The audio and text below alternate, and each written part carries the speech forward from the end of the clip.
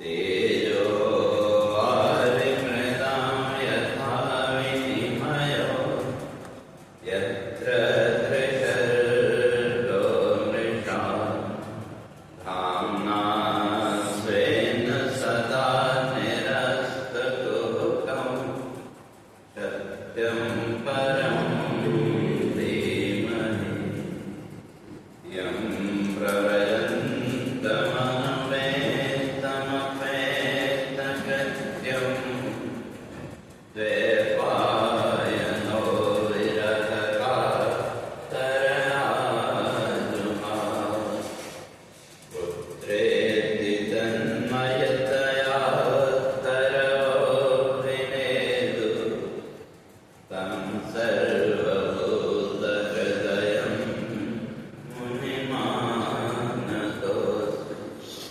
तं सर्वभूतहृदयं मुनिमानतोऽस्मि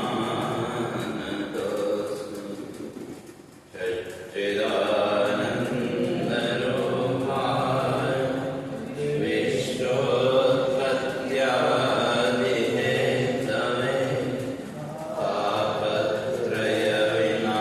तापत्रयविनाशाय श्रीकृष्णाय वयं नमः श्रीकृष्णाय वयं नमः। तो विचार चल रहा था कि जो जीव जब गर्भ में होता है उस समय भगवान की स्तुति भगवान से प्रार्थना करता है क्या कि यदि योन्या प्रमुच्य हम ध्याये ब्रह्म सनातन, अगर मैं इस बंधन से एक बार मुक्त हो गया तो फिर मैं क्या करूँगा? जो सनातन ब्रह्म है मैं निरंतर उसका ध्यान करूँगा। और संसार में आने के बाद क्या हुआ सबको पता है। तो इसलिए और जो लोग कहते हैं कि वे बड़े दुखी हैं, बड़े और न, भाई जब एग्रीमेंट तोड़ेंगे तो तुम्हें तो करना पड़ेगा।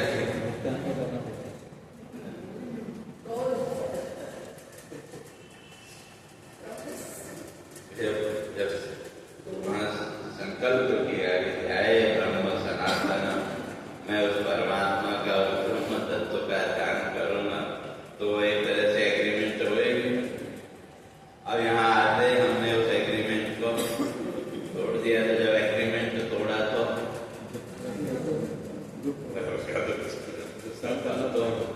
बोलना पड़ेगा। तो इसलिए इस बात को स्पष्ट करके आया। फिर जब जन्म हुआ तो जन्म के साथ ही फिर जीव जो है तो इस संसार के बंधनों में, अविद्या के बंधनों में बंधता तो चला गया।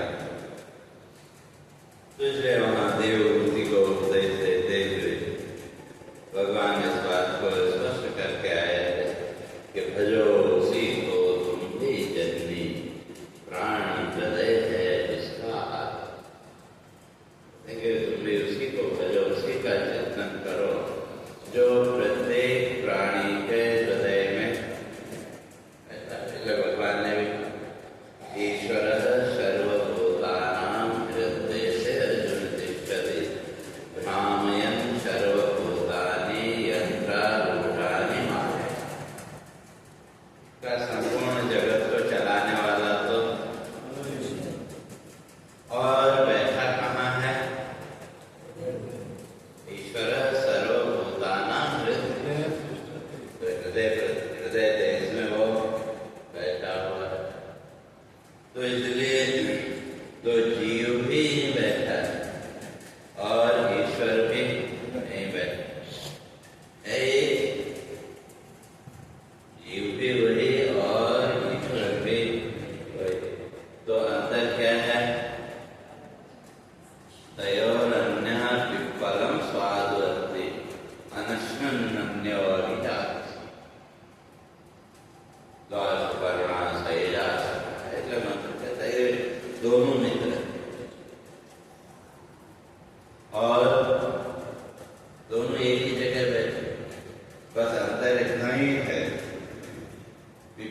स्वाद होता है।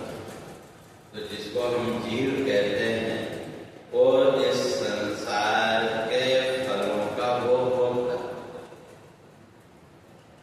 और जिसको हम ईश्वर या परमात्मा या ब्रह्म कहते हैं का वो बस खाली साक्षी भाव से देखता है, अंतरिक्ष साक्षी भाव से जो देख रहा है उसका नाम ईश्वर हो गया। और जब वही इस संसार के सुख दुख भोग को भोगने लगा तो जीव हो गया, बस अंतर और इतना ही। तो इसलिए कहते हैं वो जो तत्व का निरंतर चिंतन करो, और अगर उस ईश्वर का चिंतन नहीं करेंगे, उस तत्व का चिंतन नहीं करेंगे, तो फिर स्वाभाविक है संसार का चिंतन हो। क्योंकि जो हमारा मन है वो एक क्षण के लिए भी स्थिर बैठने वाला नहीं। तो एक ही है कि या तो तत्व का परमात्मा का चिंतन करें या संसार का चिंतन करें। तो तत्व का परमात्मा का चिंतन धीरे धीरे हमको इस संसार भाव से, संसार बंधन से ऊपर उठाएगा। और अगर तत्व का चिंतन नहीं किया तो फिर जगत का चिंतन होगा, और ये जगत का चिंतन फिर हमारे मन में तरह तरह की कामनाओं को, तरह तरह की इच्छाओं को प्रकट करेगा। और जब वो तरह तरह की कामनाएं प्रकट हुई तो उसके साथ ही फिर वो सब जगत के भोगों का चिंतन भी होता है। इसलिए का जो संसार भाव में जो बन गया, तो ऐसे जीव की स्थिति क्या है उसको स्पष्ट करते हैं। जगत मोह में बद्ध जीव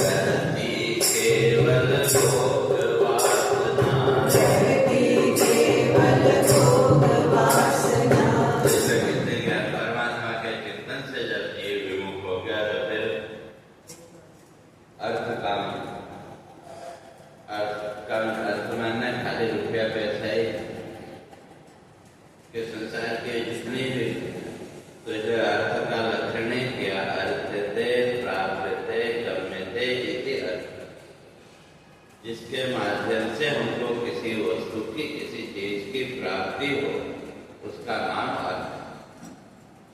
तो इसलिए खाली रुपया पैसा ही नहीं, जो भी संसार से। और तब है जब वो कामनाएं प्रबल हुई तो तरह तरह के कर्म करेगा, और फिर धीरे धीरे संसार के पदार्थों की भोग वासना भी बढ़ती जाएगी, और उसका फल ले दक्षिण गति तो पाकर का जो चर्चा करते ना, वो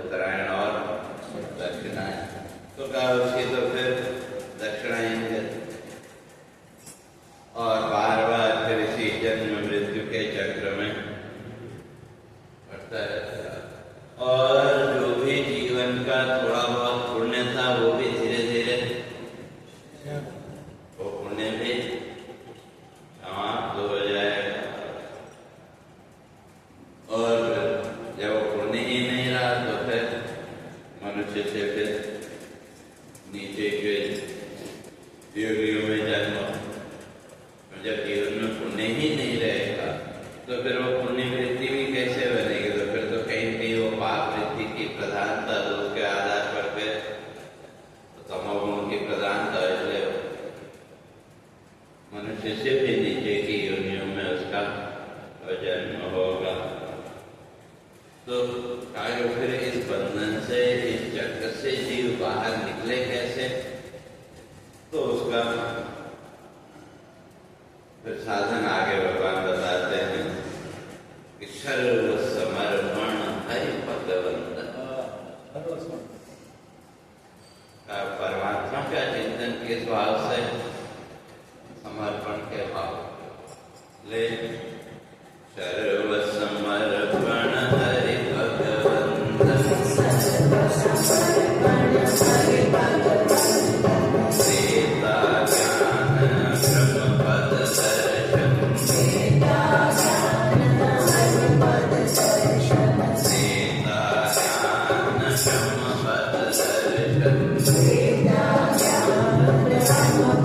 दर्शन, भजो उसी को केवल अब तुम, भजो उसी को केवल अब तुम, भजो उसी को केवल अब तुम, भजो उसी को केवल अब तुम, विबोध का साधन अनुपम, विबोध का साधन अनुपम। केवल इस संसार से अगर मोक्ष चाहिए तो उसका एकमात्र साधन उस तत्व का, उस परमात्मा का चिंतन, और चिंतन करते करते जब मन उसके साथ जुड़े, ऐसा नहीं कि एक दिन हमने चिंतन किया एक दिन में हमारा मन जुड़ जाएगा, ऐसा उसके लिए तो महर्षि पतंजलि ने स्पष्ट किया कि सतु दीर्घ काल नैरंतर्य सत्कारा सेवितो द्रजो। तो दीर्घ काल, लंबे समय, और नैरंतर, और साथ में सत्कार, सत्कार का उसके प्रति श्रद्धा का भाव भी होना चाहिए। तो इसलिए वो जो चित्त जब वहाँ जुड़ेगा तो उसका लाभ क्या होगा? तो कहते हैं कि माया बंधन से आपका मन मुक्त हो जाएगा। तो कैसे? चित्त समाहित होता जब है, चित्त समाहित होता जब है, नष्ट विषमता माया बंधन, नष्ट विषमता माया बंधन, स्वयं निशंग आत्मरूप का, स्वयं निशंग आत्मरूप का, स्वयं निशंग आत्मरूप का, आत्मरूप से पाता करना। कहते हैं जो आत्मा है वो तो क्या है? असंग कह लो, निसंग कह लो, एक ही, तो वहाँ कोई आसक्ति नहीं। तो उस तत्व का स्वयं के रूप में ही फिर उसको दर्शन होता है। और किस रूप में दर्शन होगा? आत्म रूप में भी किस रूप में दर्शन होगा? तो उसका उत्तर भगवान आगे देते हैं। ज्ञान रूप वह परम ब्रह्म ही, ज्ञान रूप वह परम ब्रह्म ही, आत्मा ईश्वर पुरुष बलवान, आत्मा ईश्वर पुरुष बलवान। किस रूप में दर्शन होगा? देह जीव मन दृश्य रूप में, देव जीव मन दृश्य रूप में, देह शरीर के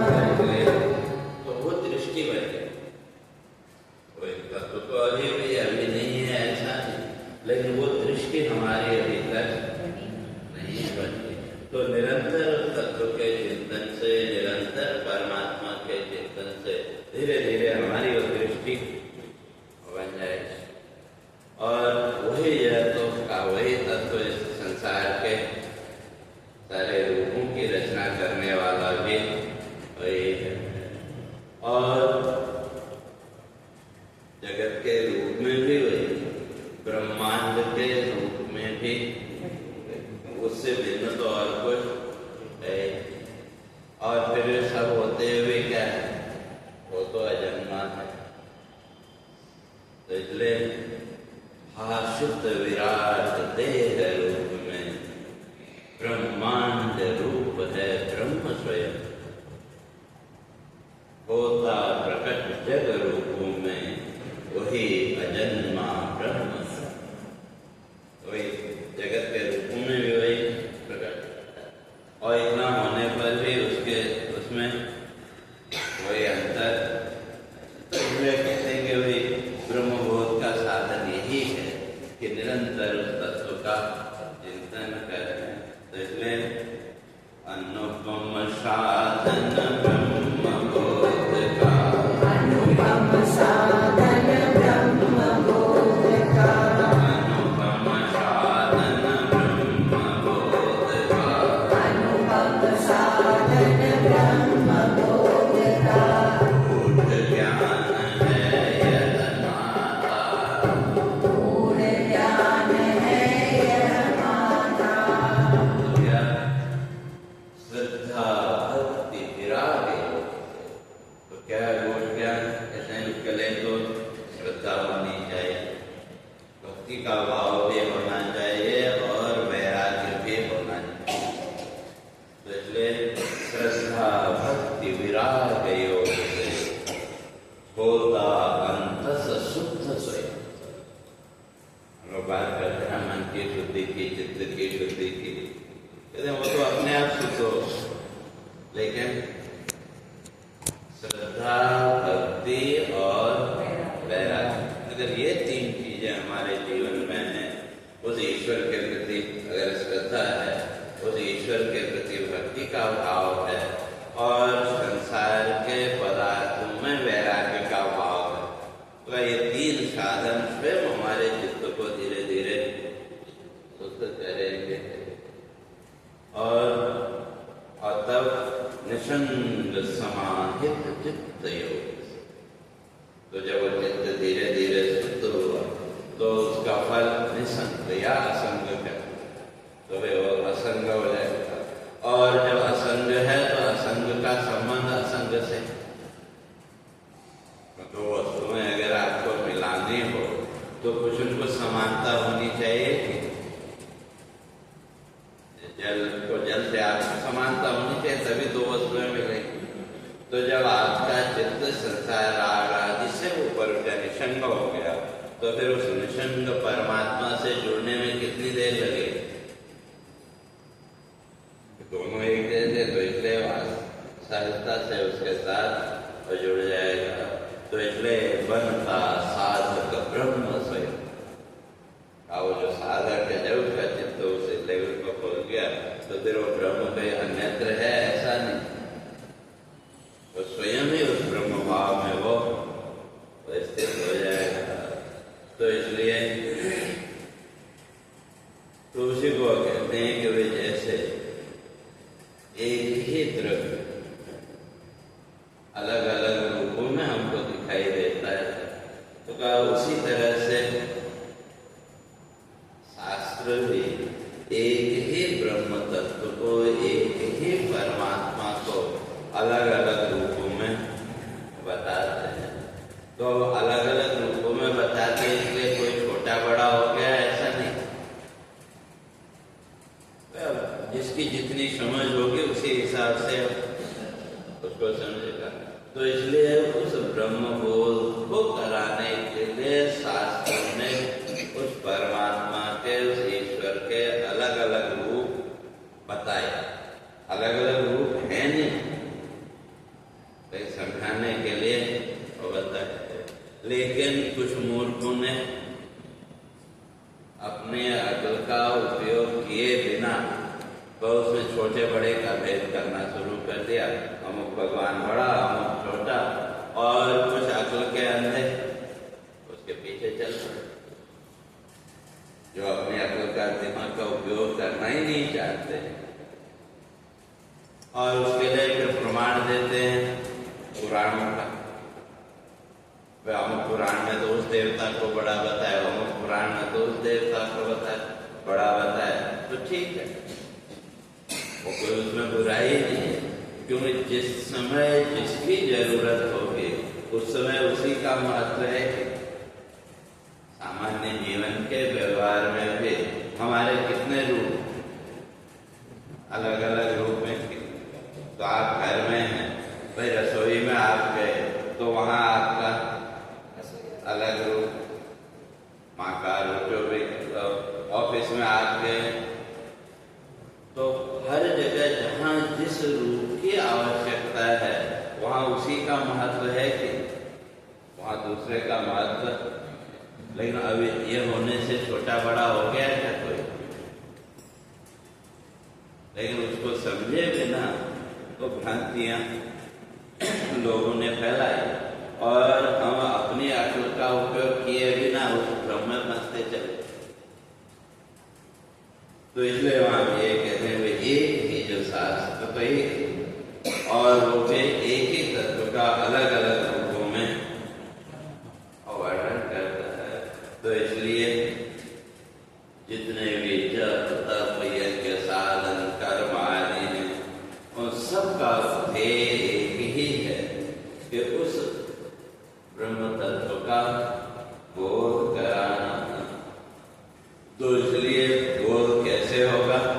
तो उसके लिए कहते हैं कर्म, जप तप यज्ञ साधन जितने भी हैं और स्वाध्याय विचार आदि, तो उसके द्वारा, और जब ये सब साधन जीवन में आएंगे तो का इंद्रिय जय जब धीरे धीरे समझ में आएगा तो कुछ तो जीवन में अंतर आएगा। और उसके साथ साथ धर्म विविध बल विराग दृढ़। तो इसलिए दो प्रकार का फिर वहां धर्म, प्रवृत्ति और निवृत्ति।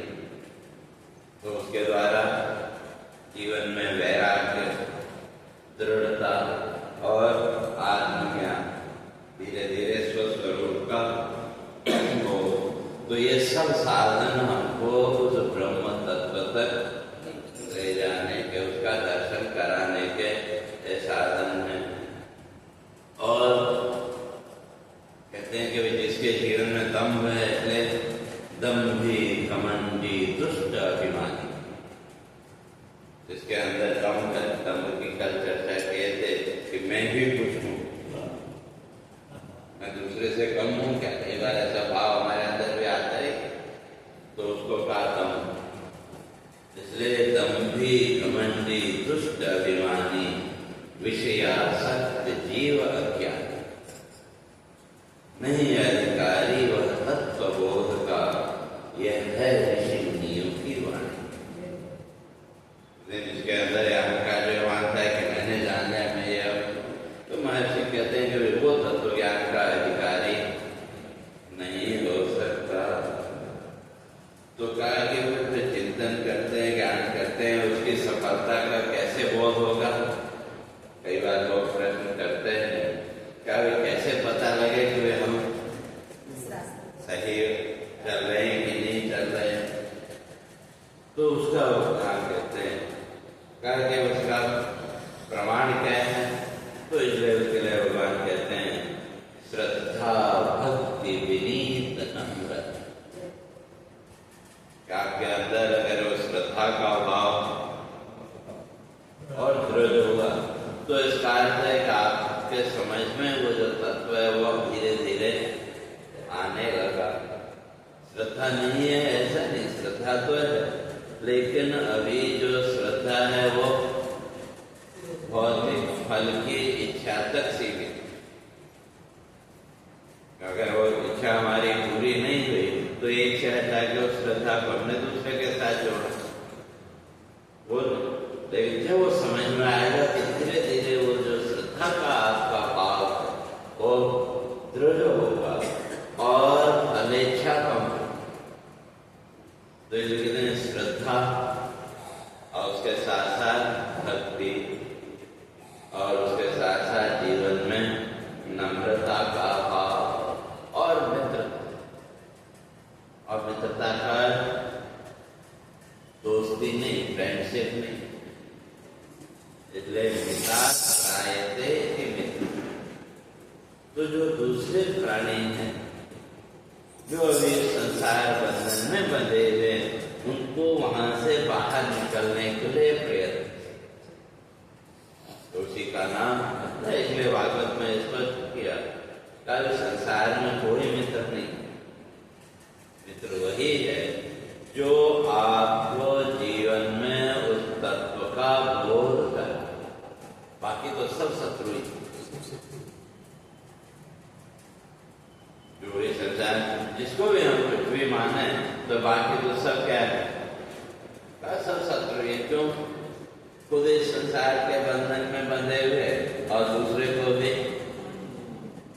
इसी बंधन में बांधते हैं, इसलिए वो सब शत्रु, चाहे वो कोई भी, लेकिन मित्र वही है जो आपको इस संसार बंधन से मुक्त होने का मार्ग दिखाए है। तो इसलिए कहते हैं वो जो साधक है उसके अंदर ये गुण फिर धीरे धीरे पाने लगेंगे। और अनासक्ति, मन शांति, सरलता, आप अपन धीरे धीरे आसक्ति से तो और जीवन में शांति और सहज सरलता जीवन में अगर आ रही है, तो समझ लो कि मैं हम उस रास्ते पर चल रहा था, सही रास्ते पर। तो इसलिए कहते हैं तत्व बोध का वह अधिकार। अगर ये गुण जीवन में आ रहे हैं तो हम उस तत्व के अधिकारी हैं। और कहते हैं वही ज्ञान की पूर्ण सफलता। तो ज्ञान की सफलता भी वही है कि जीवन में ये सारे सद्गुण। तो इसलिए आगे कहते हैं का जो मुझमें अपने चित्त को लगाता है और जो निरंतर भगवान की लीला कथाओं का चिंतन श्रवण करता रहता है, तो कहा कि उसकी श्रद्धा धीरे धीरे निश्चल हो जाए। श्रद्धा तो अभी है, लेकिन अभी बटी हुई। ठीक है, वेदांत से सुना, बात समझ में भी आए, सब कुछ है, लेकिन फिर भी कहीं कहीं श्रद्धा बटी हुई है और कहीं कहीं वो भेद दृष्टि आ जाती है। पता है सब कुछ है, लेकिन फिर भी ईश्वर को लेकर के कहीं कहीं वो भेद दृष्टि अभी आ जाती है। तो लेकिन जब वो धीरे धीरे जब वो श्रद्धा में निष्ठलता है, तो ठीक है, रूप अलग अलग है, लेकिन तत्व तो ये तो वो श्रद्धा की निश्चलता। तो कहते कि फिर उत्तम जब होगा तो तब वो जो साधक है, कहते वो मेरा दर्शन प्राप्त कर लेगा। तो इस तरह से जब भगवान ने देवहूति को समझाया, तो तब जो है तो देवहूति का जो अज्ञान था वो नष्ट हुआ और भगवान की वहाँ वंदना और करने लगी। तो इसलिए वहाँ वो कहती है कि वो जो परमात्मा है वो कैसा है, तो एक आश्चर्य। तो इसलिए तो क्या होकर प्रकट नाभि पद्म से करते पद्मज हरि का ध्यान, अचिंत्य शक्ति जग सर्जक को विविध रूप जग सजग। भगवान की वंदना करती है, कहा कि वे आद्य नाभि कमल से जो नाभि से जो कमल प्रकट हुआ उसमें ब्रह्मा प्रकट हुए और वह ब्रह्मा भी आपका ध्यान करते हैं। तो इसलिए संपूर्ण जगत की रचना करने वाले, इसका सृजन करने वाले तो वो आप ही। और फिर प्रलय के समय तो इस संपूर्ण ब्रह्मांड का लय स्वयं में करने वाले भी आप ही है। ऐसा जो तत्व है, जब मैं उसको नमस्कार करते हूँ, मैं उसकी वंदना करती हूँ, तो कैसे विश्वलीन कर उदर तुझी में, विश्वलीन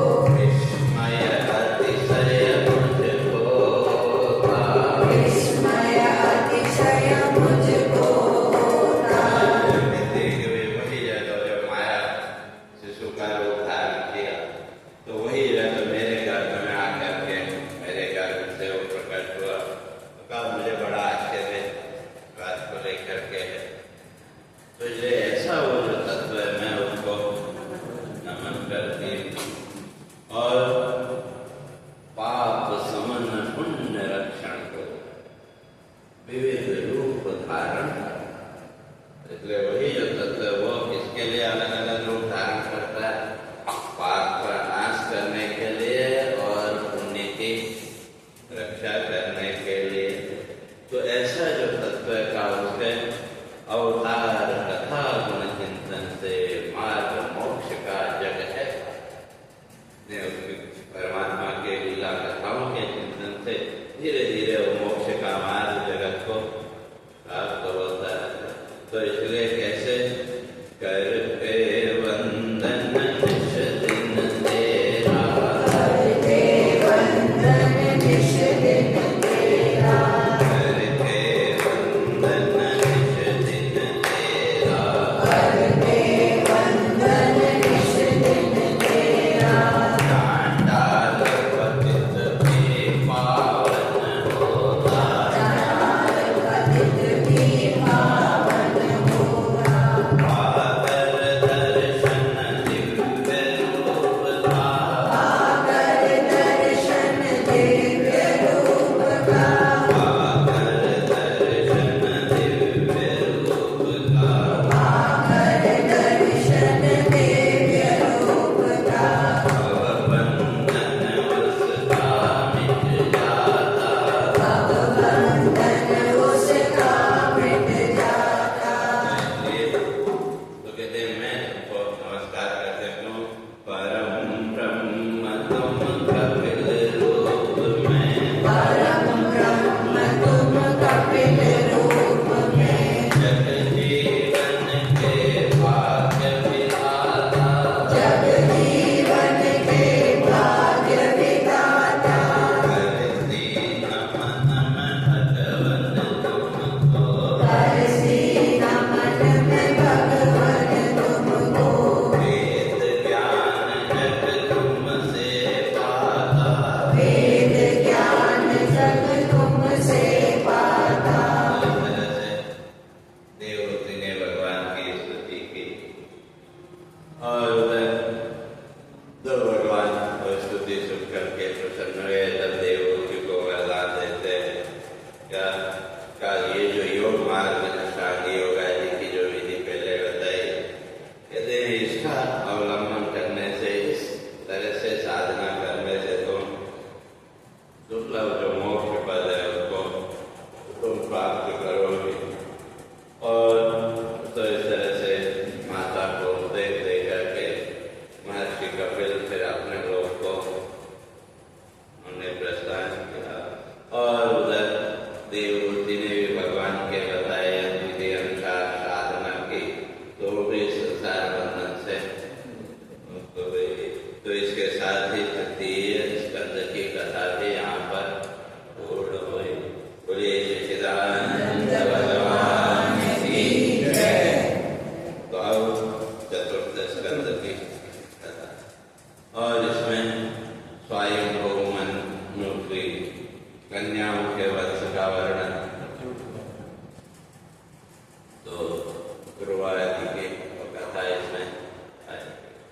तो इसलिए वहाँ कहते हैं कि भाई मैत्रेय जी विदुर जी को उसी क्रम को आगे बढ़ाते हुए कहते हैं तो प्रियव्रत और उत्तानपाद नाम के मनुष्य रूपा के दो पुत्र थे और 3 पुत्रियां, आकृति, देवहूति और प्रसूति, ये 3 के पुत्रियां थी। और उस समय एक व्यवस्था थी कि अगर पिता के घर में संतान पुत्र न हो तो पुत्री की जो प्रथम संतान तो उसको पिता को देने का एक व्यवस्था थी उस समय की, कि पिता के जो वंश परंपरा है वो भी वो चलती रहे उस दृष्टि से। तो इसीलिए वहाँ तो रुचि महर्षि रुचि के साथ जो आकृति था उसका उसी नियम के अनुसार